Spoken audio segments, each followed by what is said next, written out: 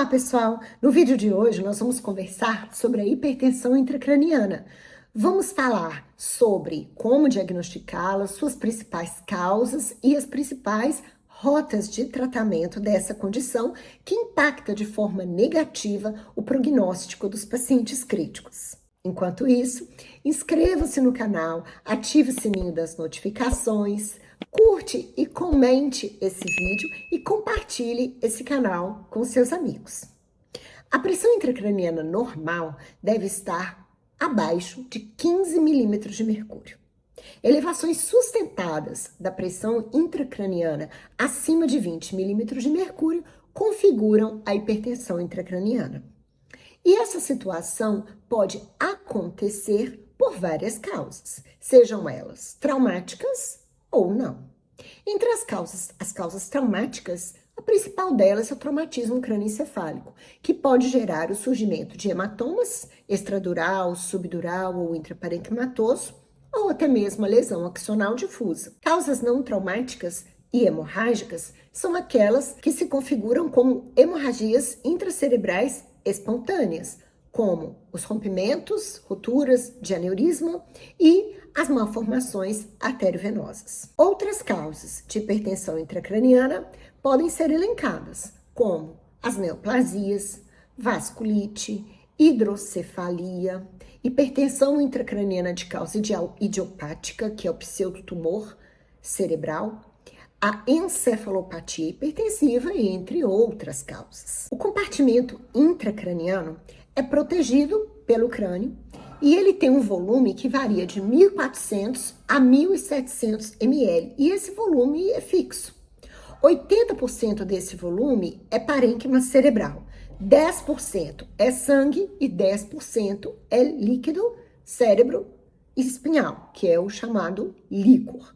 Então, qualquer desbalanço nesses compartimentos pode gerar um aumento da pressão intracraniana quando os mecanismos compensatórios estiverem esgotados. O líquor, por exemplo, que é o líquido cérebro-espinhal, ele é produzido num volume em torno de 500 ml por dia. Ele é produzido nos plexos coroides e reabsorvido nas granulações aracnoides. Qualquer problema na regulação da produção e absorção do líquor pode gerar aumento desse compartimento e, consequentemente, aumento da pressão intracraniana. Isso pode acontecer por obstruções ventriculares ou por congestão venosa, no caso daqueles pacientes acometidos por trombose do seio sagital. Quanto ao fluxo sanguíneo cerebral, ele é mantido o mais constante possível. No entanto, situações como hipóxia e hipercapnia aumentam o fluxo sanguíneo cerebral. Existe uma relação que é importante de ser conhecida, em que a pressão de perfusão cerebral é o resultado da equação, onde nós subtraímos da pressão arterial média a pressão intracraniana. Então, a pressão de perfusão cerebral é igual à pressão arterial média menos a pressão intracraniana. E esse valor de pressão de perfusão cerebral deve estar acima de 60 milímetros de mercúrio para garantir uma adequada oferta de oxigênio ao tecido nervoso. Quanto ao compartimento caracterizado pelo parênquima cerebral, é um compartimento habitualmente constante, onde não há um aumento do volume do conteúdo de parênquima cerebral, exceto nas situações de expansão, como, por exemplo, os tumores. Então, a elevação da pressão intracraniana pode acontecer, de uma forma resumida, nas situações em que a gente tem um aumento, uma expansão do conteúdo do parênquima cerebral, como nos tumores, edema cerebral consequente a um AVC isquêmico, por exemplo, a uma encefalopatia hipóxico-isquêmica, ou seja, pacientes após uma parada cardíaca prolongada desenvolvem edema cerebral. Nos casos de pseudotumor cerebral, encefalopatia hipertensiva, aumento da produção de líquor, redução da absorção de líquor ou obstrução do fluxo venoso, como acontece na trombose do seio venoso sagital. À medida que nós temos um aumento nesses compartimentos intracranianos, nós vamos ter uma redução da complacência cerebral. Então, por estar dentro de uma caixa rígida, não é possível que haja um aumento indefinido dos conteúdos intracerebrais sem que haja um aumento da pressão intracraniana. Dessa forma, quando ocorrem elevações na pressão intracraniana, o primeiro componente que começa a se deslocar para fora do crânio é o líquido cefalorraquidiano, o líquor. E ele vai sair do compartimento intracraniano para o espaço subdural, ele vai para o saco dural. A partir dessa saída do líquor, caso essa pressão intracraniana não fique compensada, nós vamos ter alteração no fluxo sanguíneo cerebral, que pode acontecer por venoconstrição ou por drenagem extracraniana de sangue. A partir disso, se ainda assim a pressão intracraniana permanecer elevada, o que nós vamos ter é a herniação, ou seja, o deslocamento de tecido cerebral de um compartimento intracraniano para outro, o que gera danos neurológicos permanentes. Com isso, fica clara a importância do diagnóstico precoce dessa condição, porque há que se tomar providências imediatas para não deixar o paciente chegar a um ponto de apresentar uma lesão neurológica permanente. Para isso, então, nós temos que identificar a hipertensão intracraniana o mais rapidamente possível. E os sintomas clínicos vão desde uma cefaleia, podendo chegar até mesmo ao rebaixamento de consciência e coma, passando por alterações neurológicas focais, como uma paralisia do sexto par craniano, por exemplo. É muito clássica a descrição da síndrome de Cushing, que se caracteriza por hipertensão arterial, depressão respiratória e bradicardia. Então, em pacientes que estão na UTI, que apresentam patologias base de origem neurológica, nós temos que estar atentos ao surgimento desses sinais. Existem outras patologias clínicas que podem também levar à hipertensão intracraniana? Sim. E a principal delas é a encefalopatia hepática. Portanto, pacientes hepatopatas com insuficiência hepática que chegam na unidade de terapia intensiva devem ter um monitoramento neurológico rigoroso quanto ao surgimento dos sinais de hipertensão intracraniana. Não podemos nos esquecer do papiledema, que é a perda e embaçamento dos limites do disco óptico, perda da escavação, que é diagnosticado através da oftalmoscopia, que pode ser feita tranquilamente no leito de terapia intensiva. No entanto, embora os sinais clínicos sejam importantes associados aos exames de imagem, precisa ficar claro que para fazer o diagnóstico do aumento da pressão intracraniana, nós precisamos medi-la diretamente. Os exames de imagem, o quadro clínico sugere, mas nós não somos capazes de inferir em quanto está a pressão intracraniana do paciente. Até porque nós precisamos de medir a pressão de perfusão cerebral, que deve ser mantida acima de 60 milímetros de mercúrio. Então, para que nós possamos monitorar a pressão intracraniana desses pacientes, é preciso que nós tenhamos uma linha arterial para que possamos obter a pressão arterial média e é preciso que tenhamos a monitorização da pressão intracraniana invasiva, que pode ser feito através do posicionamento de um catéter intraventricular, ou seja, no ventrículo lateral do paciente, e é o padrão ouro de posicionamento do catéter de pressão intracraniana, porque ele também pode tratar a pressão intracraniana através da drenagem licórica.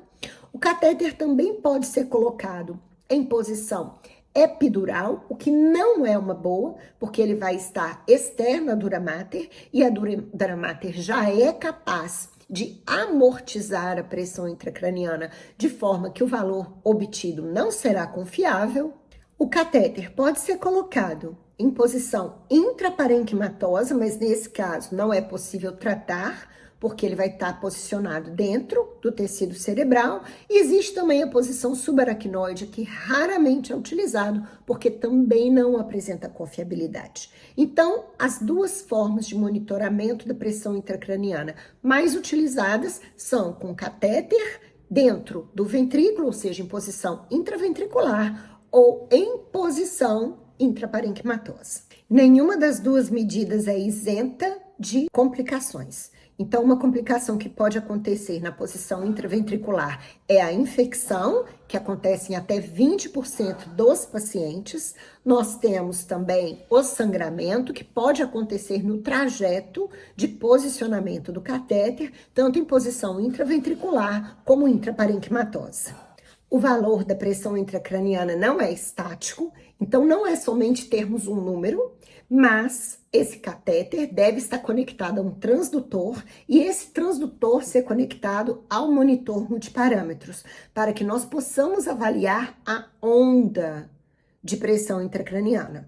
Então, as ondas normais são as ondas B e C, e as ondas A, que são as chamadas ondas de platô, são as ondas patológicas que mostram para nós não somente o valor elevado da pressão intracraniana, mas também a perda de complacência e a gravidade do paciente. Existem métodos não invasivos de medição da pressão intracraniana, como Doppler transcraniano, ultrassonografia ocular. Entretanto, nenhum deles consegue fazer a medição da pressão e os estudos não demonstram ainda uma boa correlação com a pressão intracraniana, de forma que o que temos atualmente como padrão ouro é a colocação de um catéter de pressão intracraniana intraventricular, na impossibilidade intraparenquimatoso. Existem outros tipos de neuromonitoramento que se somam à medida da pressão intracraniana e da análise de onda de pressão,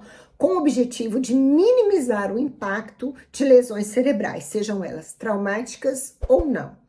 Essas outras técnicas estudam o fluxo sanguíneo cerebral, o fornecimento de oxigênio e o metabolismo cerebral. Entretanto, não é o objetivo dessa aula nós falarmos sobre as outras formas de neuromonitoramento, mas é importante aqui saber detectar a pressão intracraniana, como ela deve ser medida e quais as medidas que nós, dentro da unidade de terapia intensiva, podemos empreender para tentar minimizar o dano desse paciente. Como se trata de uma situação extremamente grave, nós precisamos caracterizar a hipertensão intracraniana como uma emergência médica. Pacientes com perda de complacência cerebral estão em iminência de lesões cerebrais irreversíveis e devem ser tratados rapidamente. Com certeza, a causa básica do problema deve ser abordada.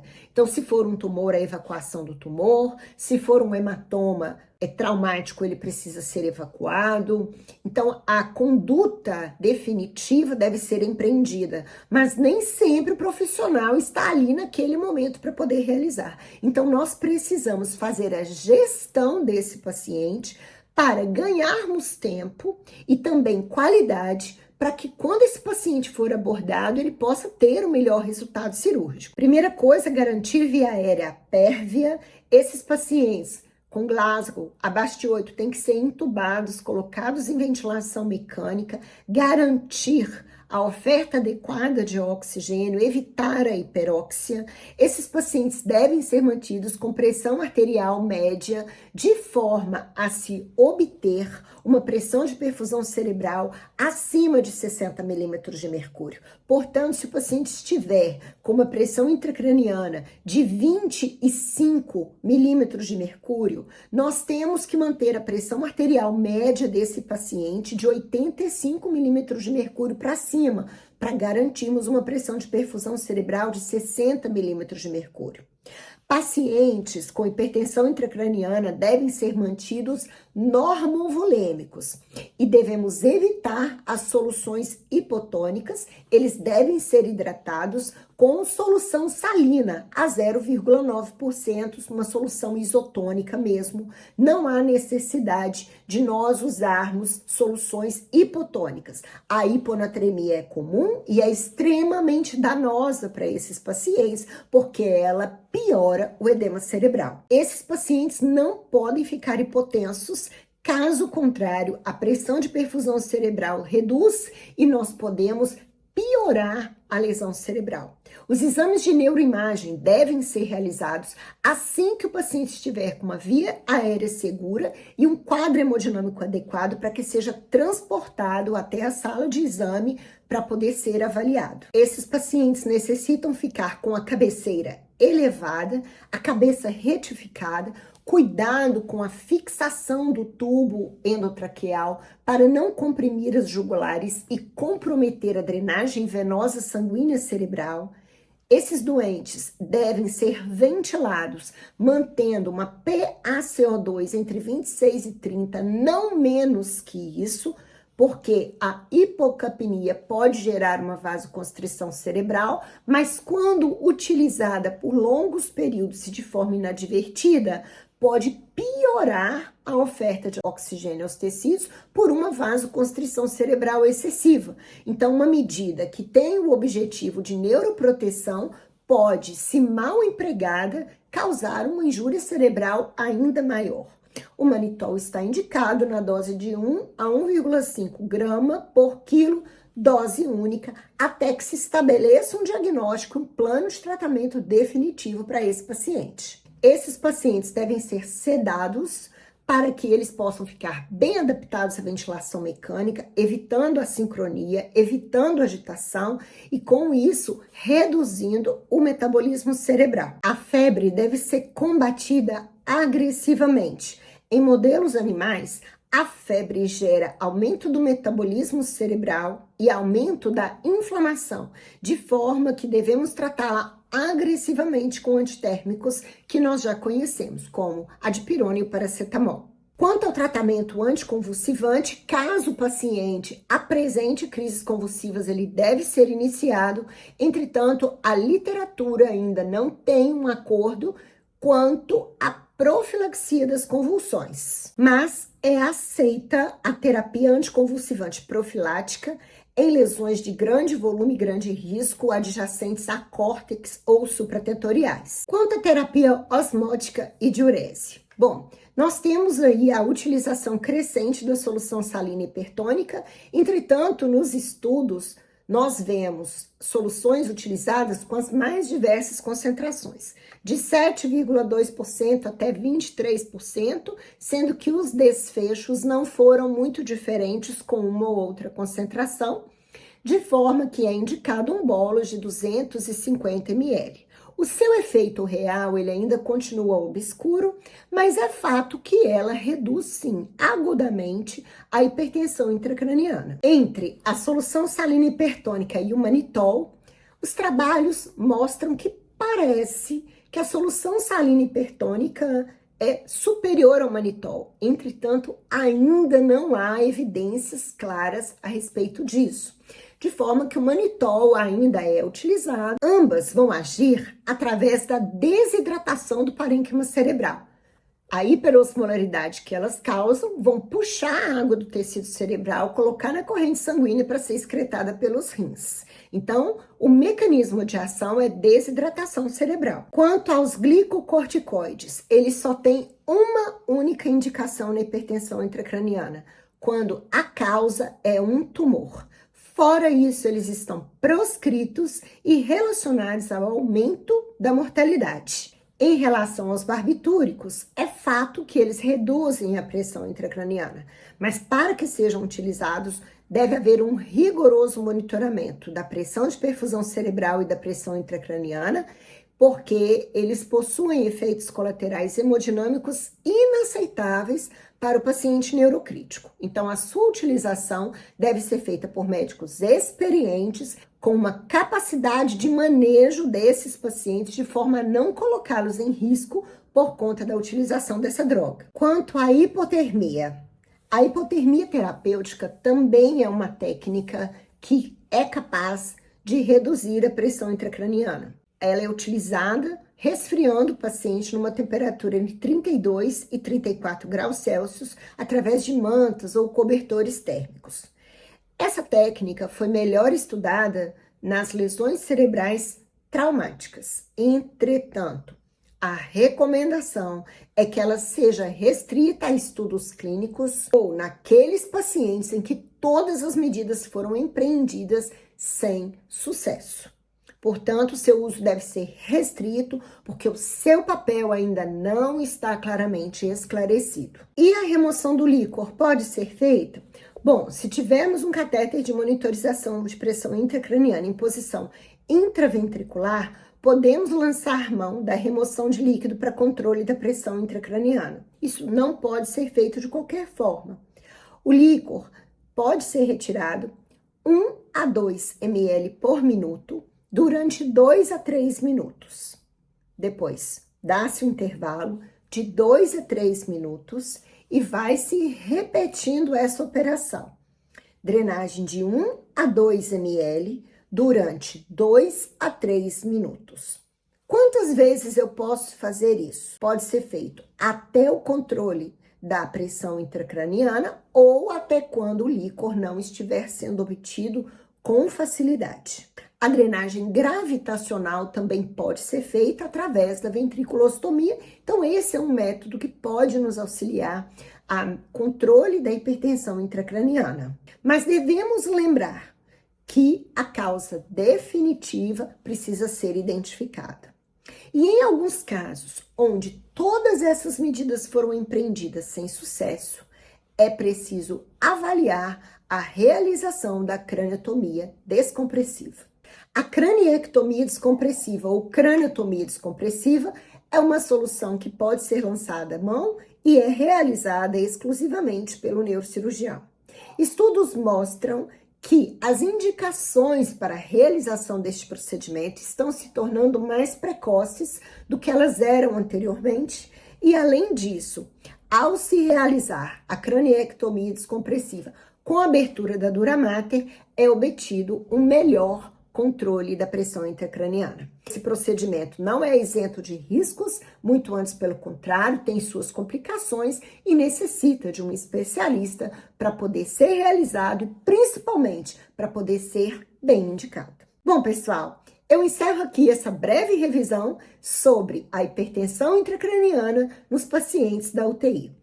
Espero que vocês tenham gostado. Não se esqueçam de se inscrever no canal, ativar o sininho das notificações, curtir, comentar e compartilhar esse canal com seus amigos. Até a próxima!